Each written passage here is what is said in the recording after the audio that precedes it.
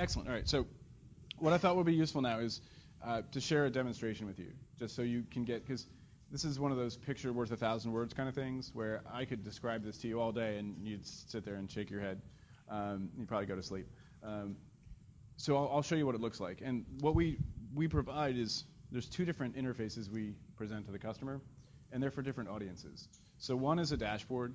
Again, it's that previous comment about senior executives and dashboards, that's still fairly true. So the dashboard is really for the senior executives. So our customers, the CFO and the controllers, tend to look at these things periodically. There's also some program management capability. And when we say program management, that means the case management. So making sure that issues are being resolved, that they're being followed up, that people aren't overloaded from an allocation of labor perspective. And then the workbench is really, this is our proprietary interface. And this is where we enable people to quickly understand what happened. So again, they're not doing a lot of heavy lifting. They're not doing a lot of analytics. The system has done that. They look at the results. They see what we've identified, determine what the next steps are, and then that action, those next steps are enabled from within the interface. Again, going back to the information without the ability to act on it is fairly useless. We want them to be able to go, I know exactly what I want to do, and I'm going to right-click here, and I'm going to send an email, and I'm going to go here and make a note and all that kind of stuff. So it's all integrated. And we'll spend most of the time in the workbench, and then I'll show you the dashboard after I show you the workbench. Okay. So first notice this is a browser. So it's not rocket science. I'm going to maximize it. And then sign in here.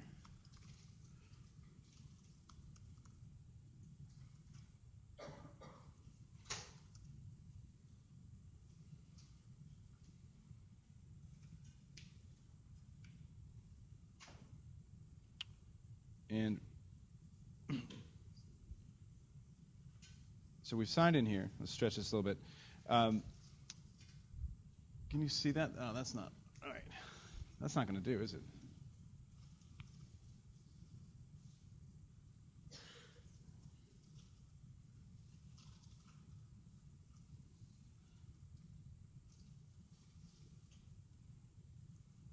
Hold on. Let me. Yeah, it's just the display properties are a little bit different between.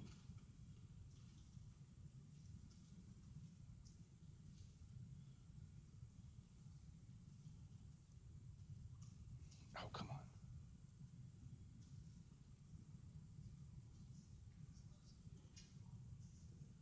on. Okay. So this is the Oversight Workbench. The main way that we help our customers drive their work in this is through what we call profiles. So you can see profiles here. This functionality came out of work with KPMG about 8 years ago. Okay. Oh, that's you. Okay. So, and what we found is that after you've run the analytics, and the way our analytics work, you start with what's called an indicator. And an indicator is an individual test. So you guys were doing ACL. You can think of an indicator being fairly analogous to an ACL script. Well, you can run dozens and dozens of these indicator tests against the same data to highlight different issues. And then using profiles, you can build sort of saved searches to identify patterns or sets of those indicators to identify places that are the highest risk. So again, to help drive the focus on where do I spend my time in this interface. So I'll just step through some of these, and hopefully this will make more sense. So we provide these out of the box. So things like, this is a set of global profiles. This is for our travel and expense fraud risk review. Okay, so this is a demo system. This is all real customer data that we've changed names and sanitized company names out. But these are all real transactions, just if you're wondering. In a corporate, or every credit card transaction has something called an MCC related to it. There's another numbering system called an SIC, but an MCC stands for Merchant Category Code. And that is when you're a company applying to take credit cards, you tell the credit card company what you are, right? So you say, I'm a restaurant, I'm a convenience store, I'm a bank, right? I'm a office supply store. One thing, this might not surprise you, that there is one for gentlemen's clubs. I don't think any gentlemen's clubs use that actual code because they want the corporate spender to be able to do this. So they will call themselves restaurants or maybe a bar, but usually they show up as restaurants, from what I'm told.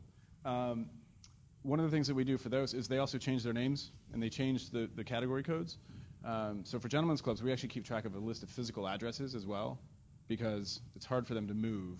It's a lot easier for them to change these things. But just you can think of MCC as that category. So what we do is for this specific, when we're looking for what we call fraud and misuse, we have the list of all those MCC codes, and there's several hundred of them.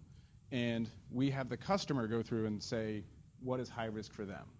So what Siemens can do, say, Apple might not be able to do because of the nature of the business, right? So they may say, look, there's one for plumbing, for instance, for plumbers. So one of our customers is HD Supply, which used to be part of Home Depot, right? They are an industrial or a commercial building materials sales organization. So for them, they say, look, plumbing, yeah, people do that all the time. But if you have a technology business where you don't expect plumbing, then you would flag that as high risk. So they go through and flag those things, and we use that as input into the analytics. And then the other step I mentioned we call an exclusion, which is where you say, okay, I've said plumbing generally is not allowed. We'll flag all the plumbing transactions or all the patterns based on the level of severity. And then if, say, Rod's allowed to buy plumbing because of his role, then you can explicitly tell Oversight, so train it to ignore him. So let him do that. We call that an exclusion, and I'll show you how that works. Bless you. So if I click here on MCC Summary, then you can see this brings up by, and let me see if I can change the display really quickly because it's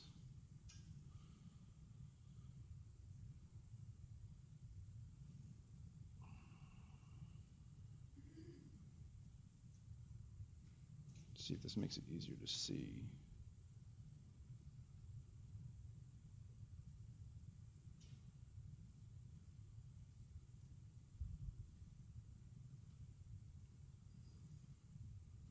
It gives a little more real estate to work with here.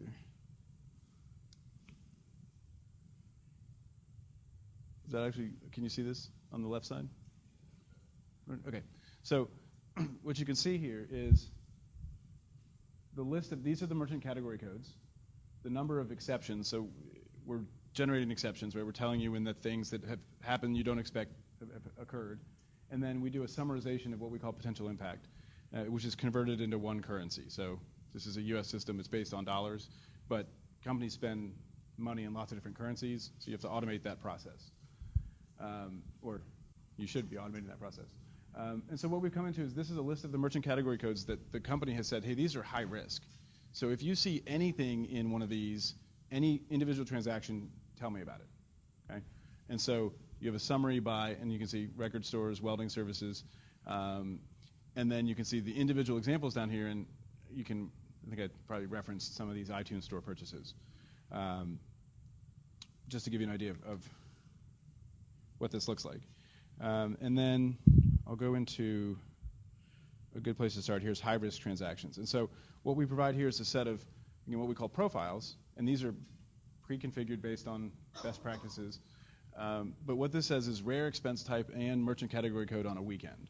So in this case, we're also doing statistics to say, when are these things, when do people buy from this type of business, or do we buy from this type of business, and change the risk weighting accordingly. And then we also do a pairing analysis. So if you think of it this way, so I have my credit card. I go and I buy something with a credit card. Then I have to go into an expense reporting system and say what I did, right? So say I see jewelry stores, right? Well, a lot of our customers allow a certain subset of employees to buy at jewelry stores, and that would be, say, a service award. So, you've worked here 20 years, I'm going to buy you a watch, right? So we expect that jewelry store purchase to be called an employee service award. Well, we'll see ones that are called office supplies. Okay, that's statistically an anomaly, and we'll flag that, or miscellaneous. And those types of things happen all the time. And then the manager looking at it, to back to your question before, the manager looking at it might say, oh, that's a miscellaneous, $50, whatever, I don't care. Even though if they dug in, then they would see that it was actually, a nice piece of, well, it's $50, so you're not going to get anything that nice, but, you might have a $50 transaction that is otherwise, or it is not appropriate. Okay. So if you click on here, this really is designed to find the low-hanging fruit. And so you can see from an information layout perspective, this is also designed to look like Microsoft Outlook. So from this view, so you can see you got your navigation, I've got an inbox concept here and a preview pane. And that also helps the user shorten the learning curve because it's very familiar. They go, oh, okay, I know, I'm used to this layout. So just like an email, I can double-click one of these to, actually, before I do that. So first, each of these is an individual exception. So because this is fraud risk, this is one transaction. So I'll get into misuse, which would mean a pattern. But you have key details like who did it, where they spent the money, what that merchant category code is that I mentioned, that 4-digit number, and then how they expensed it. So this is how they put it in their TNE system. The value and converted back to dollars. And then there's 2 scores here, the priority and confidence. I mentioned those indicators before. And we think of indicators as like a tripwire. So think of it as a test that's failed or a piece of evidence. And underlying it's called evidential reasoning, but that's where it's like how many pieces of evidence do I have that this thing's a real issue? And each of those has a score that add up to give you confidence. So the confidence is low, medium, high. Green means high confidence in the finding, not like this is a really good thing that happened. And I try to explain that to my engineers, and they're like, yeah, it's green. You're like, green's like the wrong color. But the other one's orange and red and yellow. Okay. So it's my personal fight. And then what the priority does is gives you the confidence with it multiplies it by the impact. And the impact is the typically transaction value. So priority gives you like a financial risk weighting, if that makes sense. So it gives you just 2 different ways to prioritize it. Did you have a question? Mm-hmm. Okay.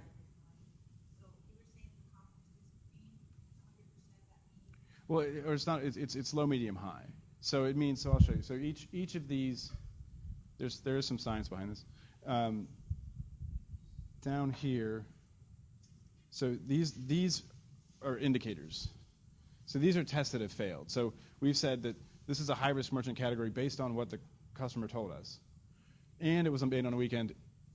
And so this is going to increase the risk because we find that T&E transactions made on weekends are higher risk. They're not wrong necessarily, but the fact it was at a high risk. But we also see that this particular merchant category code, so theatrical producers, is frequently used, so we'll reduce the risk a little bit. But even with that taken into account, it's still high. This confidence is high because it's still high risk based on the other indicators. Does that make sense? So I'll open this exception. And then this is the person doing this work is, again, that person sitting in financial operations. So they may be in a shared service center. They may be, they may work for another company. But it's the person who's tasked with going through these results. And still not happy with this projector. Make it a little easier to see. Okay. And also, so when you see a lot of the other solutions that are out there, so for reporting or analysis, the outputs of those systems tend to be either like an online list of reports, or most commonly we see a spreadsheet. So the person who receives it has to go and do a lot of work to figure out what's in there, what it's telling them. Where in this case, we've done a lot of work. We can tell you exactly what we found and put it in clear, plain language, and in the user's language. So in this case, we can tell you this is a car transaction at the Cowboys Stadium, may violate company's travel policy. And there's a link to Google here, so you can see if you don't know who this is, Cowboys Stadium, right? That's pretty easy to decipher, but for ones that are less clear, it's nice to have the link. Just saves a step. Any Cowboys fans here? All right. So full disclosure, I grew up in D.C., so I think this one probably should be like, you should be able to be terminated just for... All right. So it's been a tough stretch, though, right? Well, hey, it's coming from a Redskins fan, so yeah, it's been a tough stretch too. All right. So we also give you key details of the transaction. So who did it, when, the transaction currency and amount, what that converts back to dollars if it's a different currency, then how they expensed it and how they described it. So the thing is that, and what we're telling you here is with the different pieces of evidence, right? We're telling you that it's high risk based on the company has said, look, tell me whenever anybody buys something at a theatrical producer, tell me, because I'm probably okay with it. I'm probably entertaining customers, but I want to look at it to make sure I know that, right? But made on a weekend, that's probably not that big a deal in this case. And this is more frequently used, right? Lower risk. But this last one tells us that the expense type is rarely used for MCC. So that's that pairing. So statistically, why are you telling me that this is a hotel, right? And that's it's high risk, but you're also telling me this is a hotel. And this is pretty clearly not a hotel. So again, we don't make decisions, we don't make determinations. This is just what was in the data. And again, this was and you see it's $331. That's not that much for an NFL game. That's a couple of tickets, maybe one ticket. But again, you can see that this is different enough to be worth looking at. Question there? No. So the next thing most people want to see is they want to see the details, right? So what's going on here? So I want to go look at the transactions, and if you click entities, I described the common data model before. So we use the word entities to describe the tables in the common data model. So you can just think of that as, I got a credit card transaction, I've got an expense report line. Those are entities, and those are the data that's related to this exception. So there's a lot going on here. But you can see here, this is the credit card transaction. This is the expense report detail. So this came out of whatever system they're using. They may be Oracle as a product, SAP as a product. There's something called Concur, which is a cloud-based application. So if you've a lot of companies use their own, but this came out of that system. And you can compare between the two. If there are other transactions, and I'll show you if there's a pattern, those will be displayed here. And then you also have a view to the employee. So if you open this, you can see this is Gerald Mood. And one of the keys that we're trying to help our customers do is get out of the weeds. So I talked to a prospective customer about 3 weeks ago, and they're running a system called Concur. Now, this is a global, probably 500 company. And they said, yeah, I asked you earlier if you knew what rules are, right? So they said, yes, we've put audit rules into Concur. Okay, that's great. So how's that going? Well, we generate between 5,000 and 6,000 flags a month. Okay, and how's that going? Well, we try to get through half of them. Well, they have 5,000 or 6,000 things that are saying, oh, this person spent more than $200 a night on a hotel. And again, it's noise, right? It's spitting out an online report that they kind of scroll through when they have time, but they're not getting anything out of it. So again, what we're trying to help you do is not only find the individual transactions that really need that attention, but then also correlate that back to the participant, right? So again, these tickets didn't buy themselves, right? Somebody bought these tickets. I hope the Cowboys lost. All right, I'll stop. But you want to be able to see what this person's doing. So if you click this widget here, we keep track of this automatically. So when an exception is generated, it is allocated to that employee, and not just the exception, but also the score, right? So that risk scoring, that priority confidence, that gets allocated to the employee as well. So the person reviewing this goes, hey, is this person just accidentally hit hotels when they submitted this, or is there a pattern here? So you click open in new window, and this brings your person record. We call it person, just HR employee record, right? And then you can see he's got scoring related to him, and he's got an impact, and this dollar amount is bigger than the value of that exception. And then if you click exceptions, you can see there's just one. So this is the first thing he's done. I don't know what we'll see. So there must have been something else. That impact was generated on something else that was dismissed. So apologies for that. But again, you can see this. He is only has this one exception, and I'll show you another example in a minute where there's a significant pattern. But you can see that maybe this was a mistake, maybe this is the first time you did it, but we're certainly going to follow up with him and ask. But the response or how you manage and handle what you do with this is different based on the level of severity. You can also look at everything else that he's done just from a transaction perspective. So if you click Show Related Entities, this actually opens up the person and all these other types of data related to them. So if you wanted to see their card, for instance, you wanted to look at the actual individual credit card transactions, and this might not happen with the connection, but if you will envision, you would see a list of all the card transactions. And what it'll let you do is, if you'll see ones with a priority. So see this one, like this card. Yeah, it's not gonna. I don't think it's gonna work. But this, see, there's no priority. So that's in this case a card without an exception related to it. So you can see all the transactions listed, and you can sort them by priority. And then often you'll see, hey, here are ones that they weren't picked up by an exception, but because I'm looking at this person's activity, I might want to take a closer look. Does that make sense? Okay. All right, so I'm going to, so it's taking too long. So anyway, so that's how the user will go through the exception entities tab. These next three tabs, so notes, log, and attachments, are focused on the workflow, the case management aspects. So there's notes here. I can say, reviewed, and I'm not going to make you guys watch me type too much, and require additional information, right? So if anything I save there goes into this log, and from an evidence perspective or a documentation of control, this is critical. So there's not much here. This just more or less has been generated. But any status changes, any ownership changes, any emails that go out or are received, all that gets written into this log, and then you can't change it. You can add to it, but you can't update it. So it becomes like an untamperable audit log, if you will. And then any documents that are attached, you attach those here. Okay.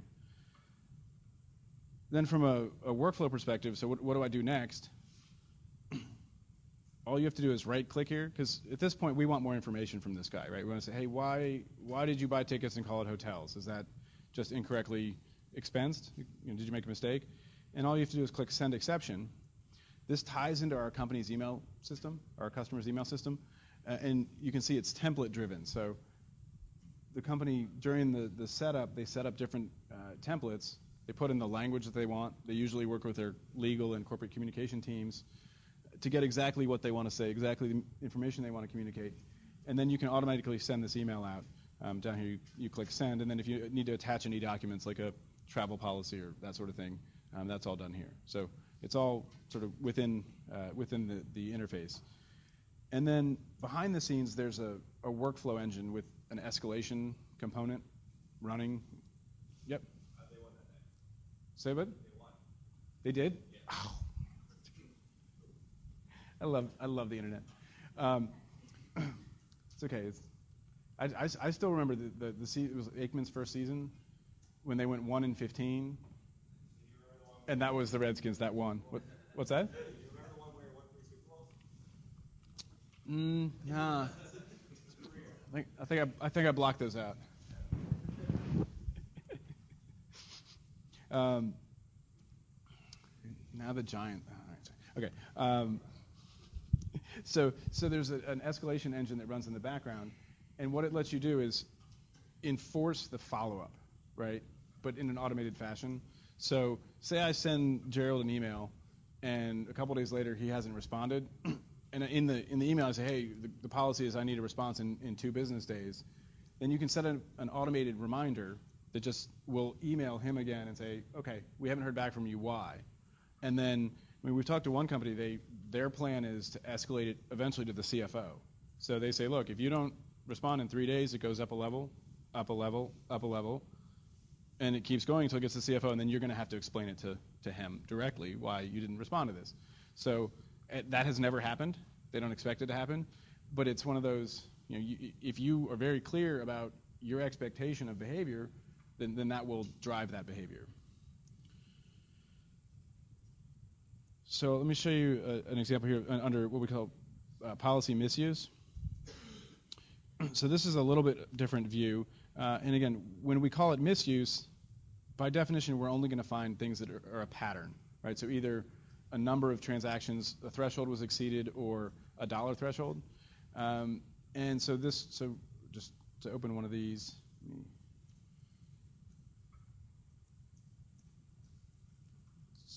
Where's this? Okay, so.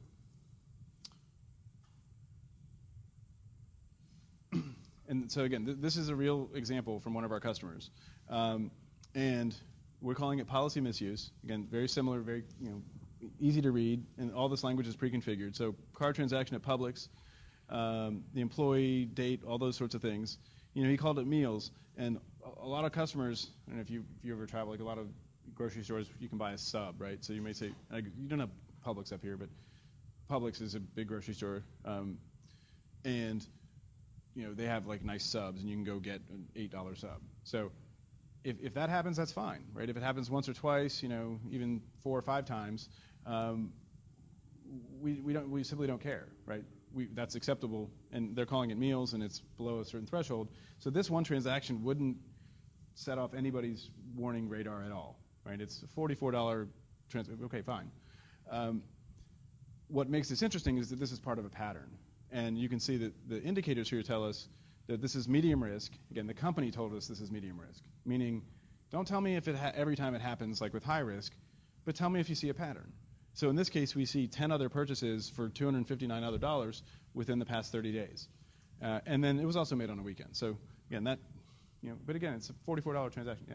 So the confidence is 1 green square lower because it's deemed slightly less risky, more likely to not as urgent transaction.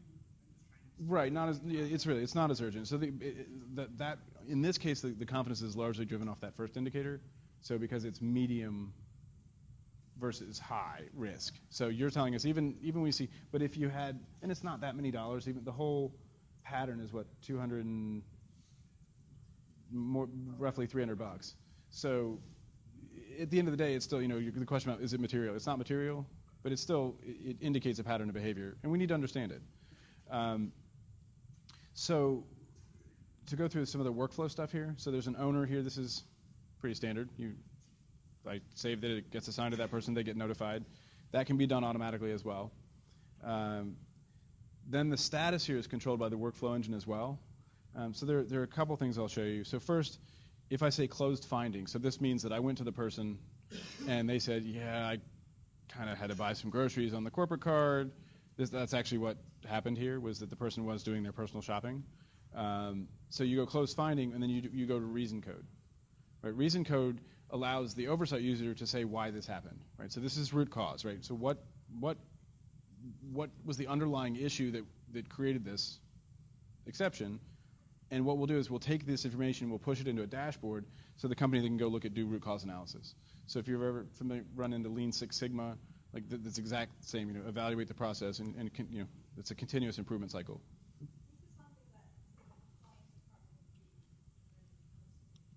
Compliance and I mean business audit, yeah, I mean a lot of different functions.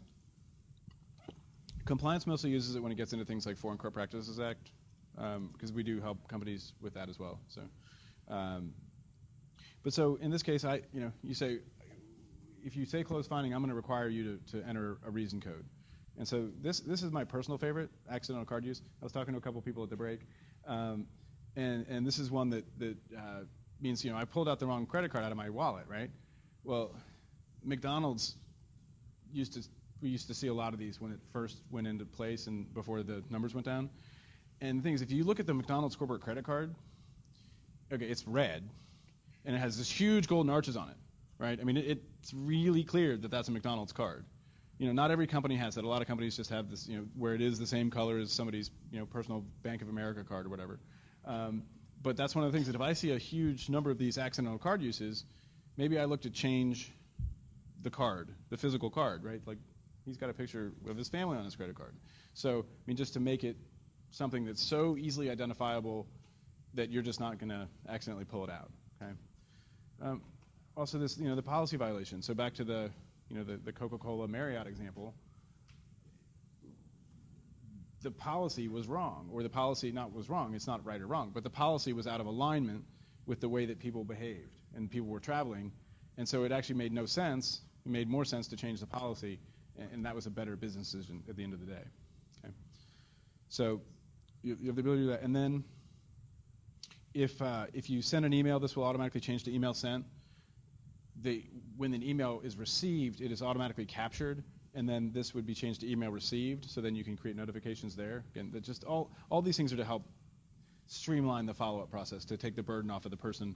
And it's really hard to follow up on a spreadsheet, right? How many times so we take that out of your hands. And then one more thing I'll show you here is, again, that concept we call exclusions. And again, exclusion is a great example. So one of our customers is a large university in California, and we found this exact thing, like identical set of grocery stores and supermarkets, and it was on one cardholder, thousands of dollars, and then the same cardholder, she also had hundreds of dollars of daycare expenses, and you're going, what's that? And they started laughing. They said, oh yeah, she runs the university daycare, so she's allowed to buy. She's buying snacks for the kids. It's several $100s a week, and when she's short-staffed, she can hire daycare professionals from the area, and that's where that comes from. So you know what? This, in that case, is a false positive. So again, false positive, I'm telling you something's a problem when it's not. And when you're an analytics solution, false positives are the devil, right? That's the worst possible thing I can do, is tell you a bunch of things that aren't true issues. And so when we were talking earlier about, if I miss one thing, if, that duplicate, I'd rather miss it, but still catch 80% of what you're doing, rather than tell you of an extra 50% of stuff that isn't real. And this one we know for a fact is not real, or not a true issue, in that case where it's legit, right? So what I would say is, you can then choose the type of exclusion you want. Still, I can say, this one person can shop at this one MCC code. So the next time Frederick Butner, again, you can tell that name has been changed, next time he shops at a grocery store, just ignore it. And what it'll do is any exceptions that are already out here will be dismissed. So you don't delete exceptions, but they'll be hidden from the user. And then it will train the analytic to go, okay, he's fine. He's allowed to do this. There's an approval process around that, and you can undo that as well. So you can say, okay, now his role has changed. Now he's not allowed to shop at grocery stores anymore. That's easy to do as well. But that allows you to really fine-tune it to focus the customer on exactly where the risk is, on exactly what they need to look at. So again, that's sort of the two-step process of tuning it with the parameters and then tuning it with the exclusions. And you can do things like the individual merchant. So I want my employee service awards only bought at Tiffany on one individual Tiffany location because I have a relationship there. Then that one will be okay. But if they go to even another Tiffany, that wouldn't be, or it would still be picked up. It would be flagged. So we're not stopping transactions here, but this gives them the customer a second step of way to really finely tune it. Okay. So then going to the entities tab again here. This looks similar. I just want to show you this. So notice that because we're telling you there's a pattern here, so there's 10 other transactions in the pattern. Here are those other 10 transactions, and notice they're not all they're not big dollars. They are pretty close together in dates, the 18th, the 22nd, the 25th, And again, this person was doing their personal shopping, and they thought that, hey, if I break it down into a lot of little transactions, they'll never know. They'll never find it. And again, the customer said, look, if we would have never noticed this ever. Because even if we sampled these, we would say, $22, it's below the receipt limit. Most of these are below the receipt limit. In this case, this company's $25. So I'm not even going to have anything to look at if I do audit this. So it's just by, again, pull you out of the weeds, get you up a different level of data so that you're looking at people and behaviors rather than individual transactions, right? The 5,000 to 6,000 flags a month issue. Okay. I'll go through a couple more examples here. So you have what we call TNE Duplicate review. And so this is interesting.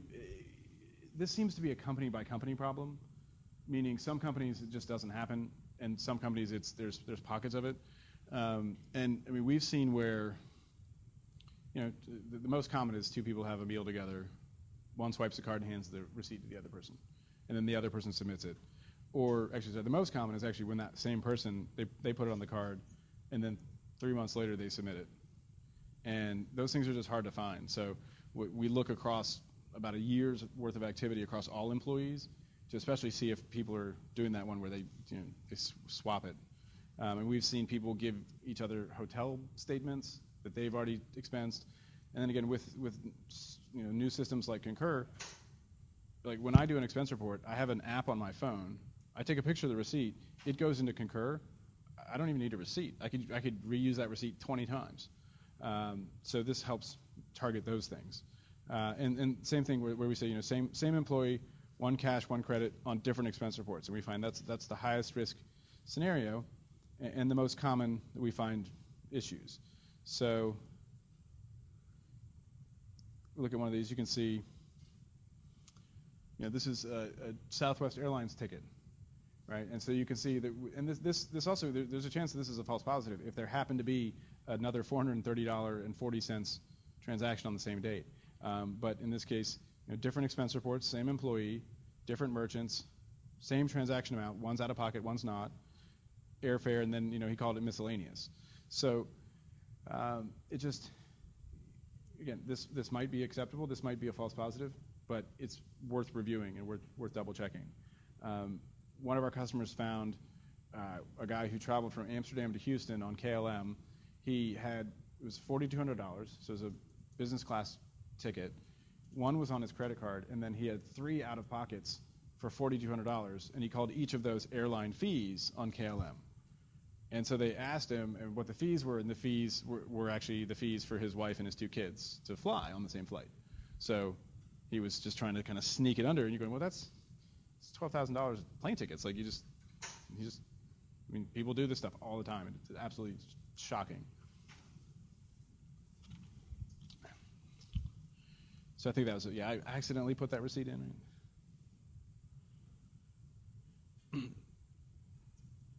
We also do,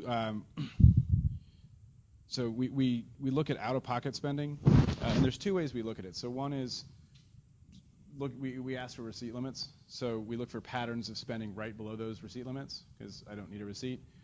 One of our customers found a guy, he had a $24.99 lunch every day for like 6 consecutive months, weekends included. You're like, be a better fraudster, please. I mean, but we find a lot, where it's 20, 22, 20, 23, 50. I mean, so patterns like that. And then we also look for transactions that, and this is one of those also company by company thing. So our customers all have a corporate card, like a corporate travel card, and they want to move that spend onto the corporate travel card. But some companies are like, yeah, they just have it. It's nice to have. We're not going to make it required. But then some companies say, hey, we actually, you're not going to get reimbursed if you don't use the card. So what we see is oddly enough, the instances of fraud on out-of-pocket spend is way higher than if you're using the corporate card. And so that's one place to focus. So, again, like that example I just gave you about the airplane tickets came out of there. So so if we just dig into one of these, this is out-of-pocket review. So all around amount and receipt. Slowing down, maybe the connection's slowing, but come on.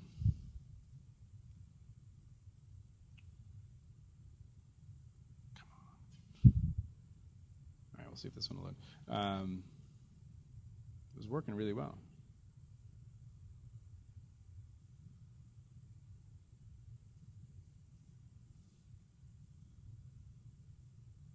All right. Here we go. Okay. So So that's a trend. So first is all round amount and receipts. There's none in there. Okay. But this is one where it looks like they're trying to circumvent the expense limit or the receipt limit. And so you can see And this guy, he's got $24.90 transactions for meals, and there's 8 others in the prior 30 days. So exactly the same thing. So 9 times he's put in a receipt or a transaction right below the receipt limit. So, and then, so out-of-pocket policy. So there's nothing in here. So here we go. Let's see which one I'm going to show you here.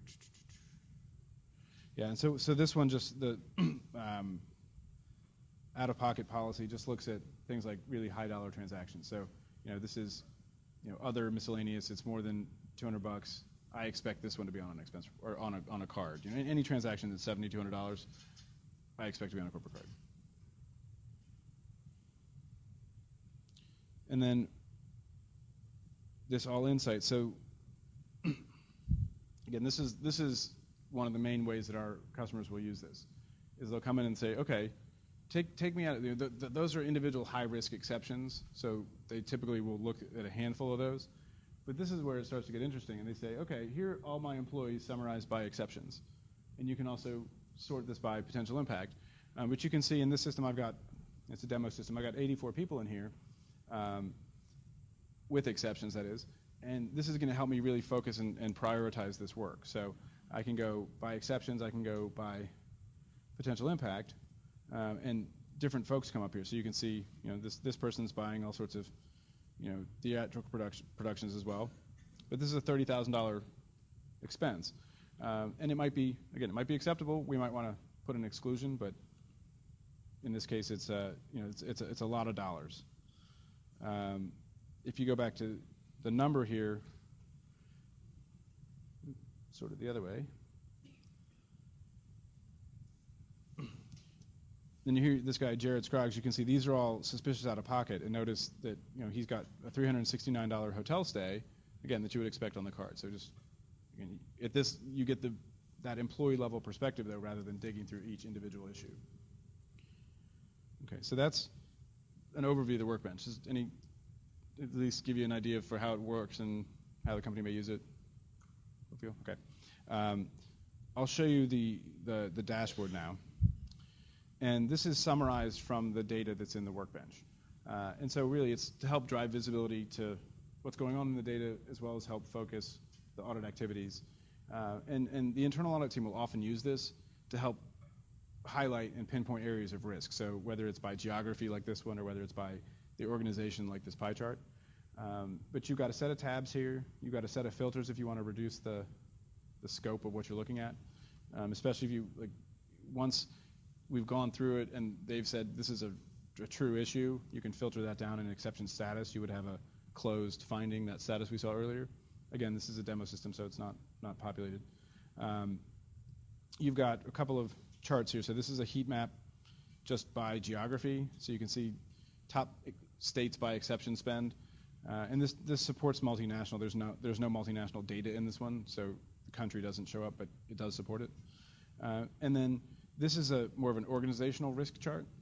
So you can see that Region 1 has the highest dollars of exceptions. You can drill in here really easily and see, okay, where is this risk within this particular region? Sort this by amount. And we can see that Department 8's the highest, so $62,000. Again, drilling into Department 8, we can get down to the group level, and then drilling into Group 4, which is the highest dollars and exceptions, you get to the individual employees. So again, this helps, especially from an audit perspective. Okay, so we're talking to a reasonably well-known social media company, and what they've said is, look, we don't want to chase exceptions. We don't want a list of flags. We don't want to deal with any of that. What we want you to do is help us, because we found that all of the misbehavior or all of the non-compliance is very narrow. It's in a very narrow set of people. So on a monthly basis, all we want you to do is help us find the top 5 people that we need to go have a talk with, whether it's change behavior, whether it's escort them out. But that's all we want, 5 people. So don't give me exceptions, just give me this list, right? Across the list that we just looked at in the workbench. Just help me focus that activity, because the bang for the buck that we'll get for that will be, many times the value. Just a comment. Remember we saw in E&Y when they made their presentation with IBM, they're doing some things where they're just rating an employee's risk. So they're actually showing the employees what their risk profile is in terms of their conformance to TNE and other things. Now and I said, why don't you just post the top 5 in the lunchroom every week? You wipe out the behavior the same way. You change behavior the same way. That's a great idea. We should. The wall. Some companies call it the wall of shame, and they'll talk about it. I mean, it's all cultural, but I don't think most companies can do that though. Just, and then this chart here is just a trend over time, so you can see what a trend over time is for, which is are things improving? Communicate improvement. Are they getting worse? Help me focus. And things like, there's a spike here. Why was there a spike? And look into it. But again, helps you keep track of how things change over time. And this is looking at exception rates. So again, these go down fairly quickly as we see a customer use it. These next 3 tabs are really summaries of the analytics results. So it allows our customers to do things like drill into. If I look at the merchant category code and you do look at groups, you can see this is just spend information, just consolidated. But at the bottom here, you have that spend information cross-referenced with the exception information that we've generated. So it gives you that sort of that cross-reference. You can see that airlines and hotels and motels don't have any exceptions. So again, it's useful to sort by things like exception rate. And this is a real customer example. We haven't changed the name of the merchant. You see high-risk personal services, which is interesting. So you drill into it, and we see it's a dating and escort service. And we can't make this up. Companies do have the ability to block codes, right? So they can say, American Express, don't let my people use the card at MCC code 7273, and that's what they've done since this. But somebody actually did put in a $71.57 charge at the Golden VIP. So, and maybe it was customer entertainment. We don't see how they actually classified it here, but I mean, most companies aren't going to be happy about that kind of thing, or at least put it out of pocket at least and just submit a receipt out. So that's the MCC group. There's the merchant is very similar just by merchant, so it drills down a little bit lower level of detail. So I'll skip that one just quickly. And then employee analysis. This gives you top spending employees. A lot of companies will actually try and focus on that top spend. There's the highest spenders, and they find what we find is pretty consistent, that these people, their exception rates are tiny. So they tend to follow the rules. They know the rules. They travel all the time. They work consistently with the travel team. So again, by sorting by exception rate, is much more productive in where to focus the audit effort. And so you can see that this woman, Glenda, she had 1 out of the 5 transactions she performed had an exception. You can see Deborah Barnum here, 2/3 of the dollars she spent generated an exception. So again, just gives you quick visibility. And again, if you need to filter, these same filters go. So you only show me true positives, that sort of thing. And now, as we learned too, we could write analytics, around these on a continuous basis. We can put in an analytic that says that if you see an employee that has X number of exceptions, more than this amount of money, a pseudocode like you've been writing, then send it closely on an alert to whoever, and we're going to follow up. So then these last 3 tabs are really focused on workflow within the system. So there's a workflow tab. This just shows you where everything came from. So the status by insight, the status by owner. So this is just to help the program management keep track of, are things sitting around, are they aging? This one is, are too many things assigned to one person or another that they're not getting through them?